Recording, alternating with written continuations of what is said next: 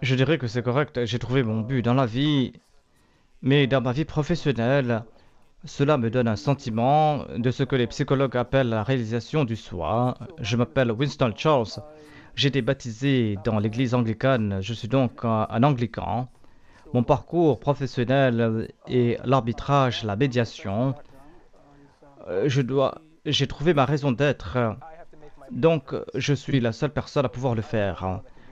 Je dois faire quelque chose à l'univers. Je dois faire quelque chose ou je dois quelque chose à la nature en général. Je m'appelle Steve Jakatis, je suis un athée, un humaniste. Je travaille ici au Canada, je dirige les funérailles, des mariages et d'autres célébrations pour les humanistes. Ma philosophie de la vie est de faites ce que vous voulez tant que cela ne nuit pas aux autres. Je suis fier d'être très progressiste et de faire ces choses. J'ai 22 ans, je étudie à l'Université de New York. J'étais anglican, je suis devenu athée en raison de la science. J'apprécie l'importance que vous donnez à la vérité. Et je crois que ce que j'ai trouvé dans la Bible, je m'appelle Greg Armstrong. Je suis pasteur dans la région de Mississauga, à l'ouest de Toronto, dans une église chrétienne. C'est une église protestante et baptiste. L'islam dit que nous n'avons pas choisi de naître. Donc nous ne pouvons pas choisir notre but fondamental. Et je ne dis pas que nous ne pouvons pas choisir ce que nous voulons être, mais nous sommes nés avec certaines choses dans notre assiette. Je m'appelle Sabah Hatali, je suis un musulman Ahmadi et je suis imam de la communauté musulmane Ahmadiyya. Tout le monde se souvient du Dieu sur un vol turbulent. C'est ce que la Bible enseigne. C'est que les gens ont une conscience générale de Dieu à travers l'ordre créé. Mais cela ne signifie pas nécessairement que tout le monde s'y rallie dans une situation émotionnelle stressante. Mais je pense que c'est le cas pour beaucoup de gens. J'entends toujours dire qu'il n'y a pas d'athée dans les tranchées. C'est donc quelque chose que j'avais à l'esprit. Et je suis sûr et certain qu'il y a des gens qui sont des athées convaincus, mais lorsque les bombes commencent à pleuvoir, ils commencent à prier et qu'ils vont retourner à la croyance de leur enfance. Je n'ai pas été élevé dans un système de croyance. Pour moi, le concept de Dieu, je peux le comprendre, mais je ne comprends pas l'attrait que cela peut exercer. Les accidents d'avion font peur. Évidemment, cela se passe. En ce moment, je vais mourir. S'il y a une vie à venir, je ne veux pas qu'il y ait quelque chose. Je souhaite qu'il y ait quelque chose. Je serai peut-être un chrétien pendant 5 minutes sur un vol. Je vais mourir. Il faut qu'il y ait quelque chose. Si ça s'arrête là, soit je n'irai pas en enfer, ou soit il n'y a rien après. Il faut que vous vous demandez si c'est la fin ou non. Cette question est fondamentalement liée à l'idée de Dieu. Oui, vous pouvez dire qu'il y a des athées qui disent qu'ils ne pensent jamais à Dieu. Et vous savez très bien, Monsieur Greg, que cela est en nous d'invoquer ce qu'il y a là-bas. Il y a de nombreuses personnes qui placent leur confiance au pilote. Ils pensent que le pilote saura comment les sortir de cette situation mouvementée. Mais je ne suis pas d'accord que tout le monde à bord penserait à Dieu. Peut-être une personne spirituelle va croire en Dieu. De nos jours, il y a un mouvement spirituel, mais pas religieux. Je trouve que c'est une échappatoire. Toute définition de spiritualité que vous présentez sans les enseignements élevés religieux, eh bien, ces enseignements sont tirés des enseignements religieux. Dans aucune philosophie morale, nulle part, il n'y a pas quelque chose qui n'a pas emprunté aux enseignements religieux. Dans l'islam, la spiritualité, c'est votre âme, se connectant à ce qui se trouve derrière cet univers de manière active. Et tout ce que vous dites spirituel sans Dieu dépend de Dieu, des prophètes de Dieu, des livres de Dieu. Je ne suis pas spirituel, je ne sais pas ce que signifie ce mot, parce que pour moi, cela ne veut rien dire. Les gens peuvent prétendre être spirituels, comme vous le dites, et ne pas avoir de base pour cela. Il y a des gens qui prétendent être spirituels sans croire en Dieu. Et je crois que on peut définir certains termes. Croire en Dieu avec une majuscule est une question qui connote clairement un Dieu personnel ou transcendant. Si c'est ce que nous voulons dire, eh bien oui, quelqu'un pourrait être flexible quant à la définition de spirituel. Beaucoup de gens sont et croient peut-être davantage en un concept panthéiste de Dieu. Dans ce cas, je ne le considère pas comme Dieu. Nous sommes d'accord sur de nombreux points. Est-ce que on peut détenir cette croyance dans votre tête? Vous pouvez croire qu'une licorne a tiré un laser de ses yeux et a créé le monde. Vous pouvez croire ce que vous souhaitez. Moi, je ne suis pas d'accord que vous pouvez croire tout ce que vous voulez. Vous pouvez concevoir quelque chose, mais c'est quelque chose de différent que de croire, parce que croire et affirmer que cela est vrai. Les gens peuvent tirer cette conclusion, il y a cette diversité de croyances.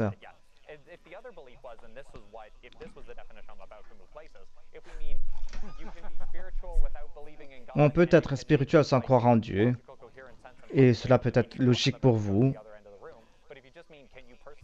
Est-ce que vous pouvez avoir cette croyance ou pas? Une professeure d'études aborigènes, je suis parti la voir, je lui ai dit, vous n'avez pas mentionné Dieu dans votre conférence. Elle a dit non, nous ne faisons aucune référence à Dieu. Elle a dit que, premièrement, nous croyons à la vibration qui anime l'univers. Donc nous avons communiqué avec l'eau, nous communiquons avec les roches et nous communiquons avec les animaux. Nous respectons les herbes. Elle a défini cela comme spirituel. Si Dieu existait, il n'y aurait pas de souffrance dans le monde. Si Dieu existait, il n'y aurait pas de souffrance dans le monde.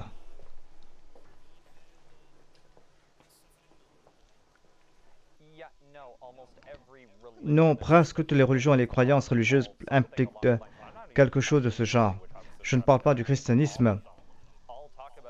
Tous parlent de Dieu, de leur foi.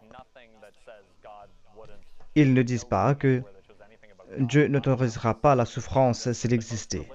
Dans la plupart des religions, des textes, il y a toujours quelque part quelque chose à propos de Dieu qui vont permettre cela à un groupe. Certains vont mériter le bonheur, certains vont souffrir, certains doivent être testés. Le but est que la moralité de Dieu n'applique pas forcément tout le monde. On ne doit pas être dans le jardin d'Éden 24 heures sur 24. Dieu nous a créés à notre image. Nous pouvons croire que Dieu peut faire souffrir quelques personnes. Je ne pense pas que nous allons pouvoir vivre dans le bonheur véritable. Je suis avec les chrétiens conservateurs. S'il y a un Dieu qui possède des qualités contradictoires,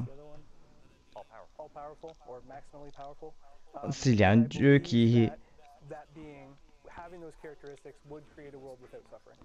Je pense que cela va créer un monde sans souffrance.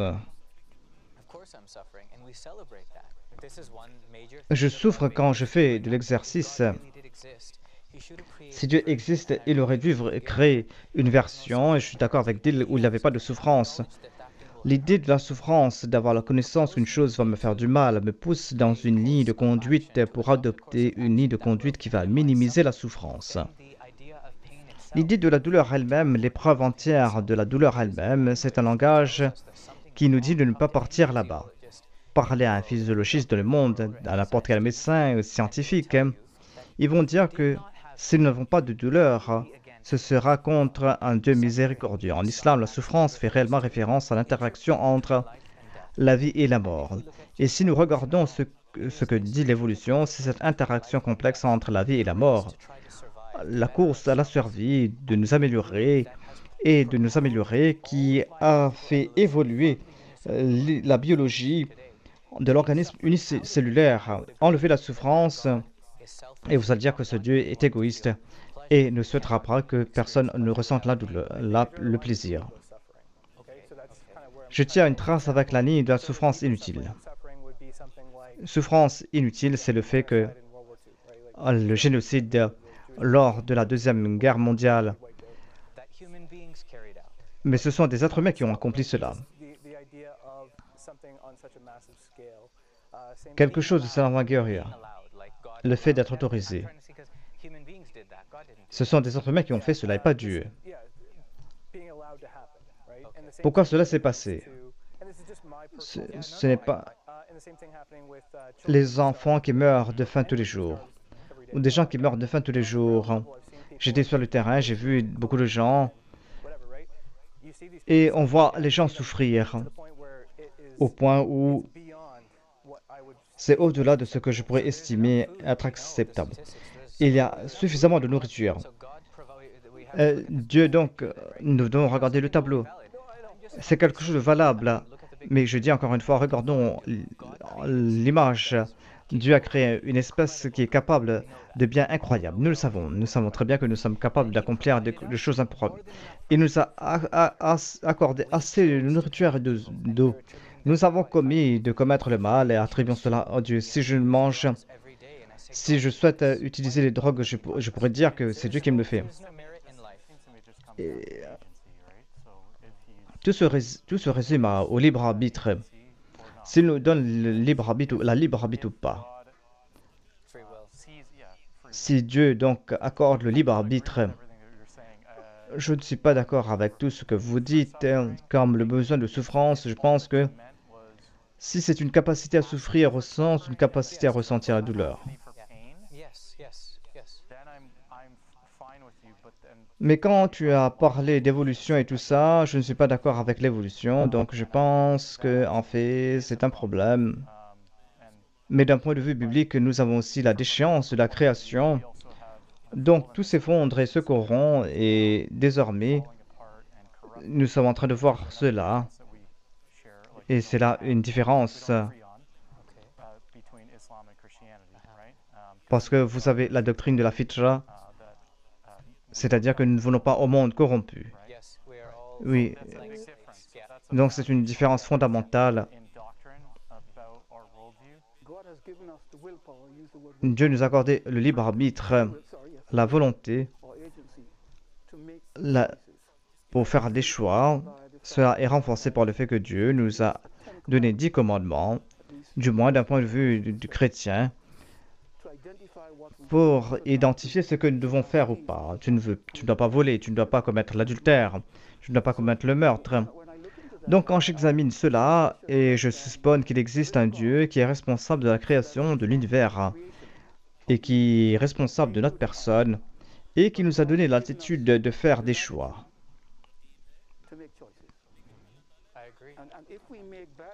Et si nous faisons de mauvais choix, nous pourrons blesser autrui et créer de la souffrance.